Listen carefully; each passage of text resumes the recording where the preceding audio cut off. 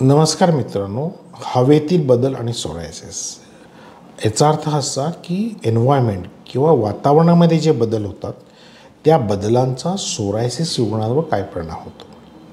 साधारणतः वातावरणामध्ये 3 प्रकारचे वेदर किंवा आपल्याकडे सीझन आहे, हिवाळा, उन्हाळा आणि पावसाळा. तर ह्या तिन्ही प्रकारच्या ऋतूंचा सोरायसिसवर काय परिणाम होतो. सगळ्यात पहिल्यांदा सोरायसिस हा जो आजार आहे याच्यामध्ये स्किन ड्राय होते, खाज येते. त्यामुळे हिवाळ्यामध्ये सोरायसिस वाढतो.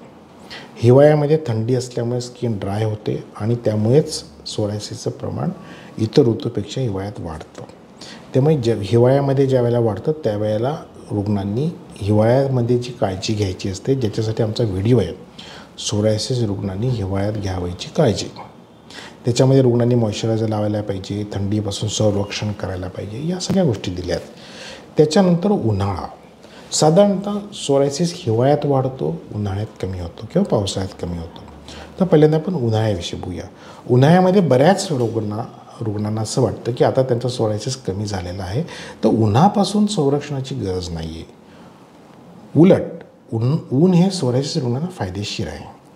रोज ते 10-15 मिनटं उन्हात बसलेत तर त्यांना व्हिटॅमिन डीचं प्रमाण वाढून त्यांचं सोरायसिसची तीव्रता कमी होऊ शकते. पण याचा अर्थ उन्हामध्ये जास्त बसावे असं नाही आहे. उलट सोरायसिस रुग्णांनी उन्हाळ्यातसुद्धा काही काळजी घ्यायला पाहिजे, त्याविषयी आमचा व्हिडिओ आहे. कारण सोरायसिस रुग्णांची जी त्वचा आहे ही जिवंत त्वचा आहे, इतर रुग्णांची मृत त्वचा आहे.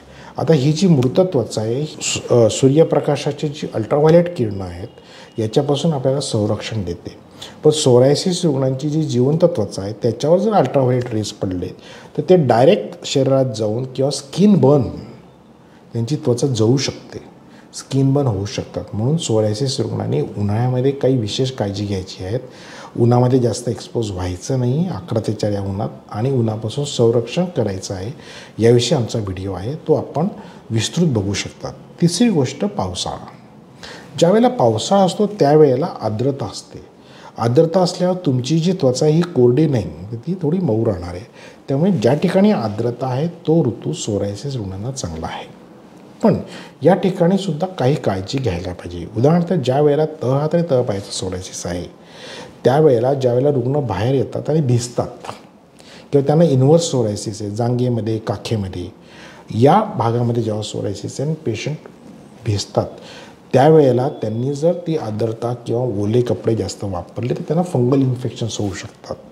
म्हणून पावसाळ्यामध्ये सोरायसिस रुग्णांनी आपली त्वचा कोरडी ठेवावी, ओली ठेवू नये, हवेशीर ठेवावी. म्हणजे सोरायसिसच्या भागावर फंगल इन्फेक्शन होण्याची जी प्रवृत्ती आहे ती कमी होईल.